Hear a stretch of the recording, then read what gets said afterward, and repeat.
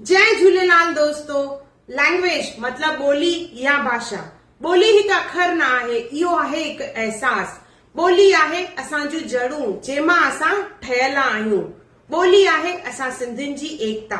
ॿोली आहे असां सिंधियुनि जी सुञाणप। ॿोली आहे असां सिंधी क़ौम जो इतिहास जेको ॿुधाईंदो आहे छा त सिंधी माण्हू आहिनि। वरी वरी चवां थी, घड़ी घड़ी चवां थी, सिंधी आयो, सिंधीअ में ॻाल्हायो, सिंधियत खे बिल्कुल न छॾियो। 10 अप्रैल असां सिंधी ॿोलीअ जो आहे तस्लीमी ॾींहुं। हिन ॾींहुं असांजी ॿोलीअ खे मान्यता मिली हुई। किथे? असांजी सिंधी ॿोलीअ खे भारत जे संविधान जे 8 शेड्यूल में शामिल कयो वियो हो 10 अप्रैल 1967 ते। असांजी सिंधी मिठड़ी ॿोली जंहिं ते असांखे फ़खुर आहे। 10 अप्रैल सिंधी लैंग्वेज डे जूं तव्हांखे लख लख करोड़ करोड़ वाधायूं। जय झूलेलाल।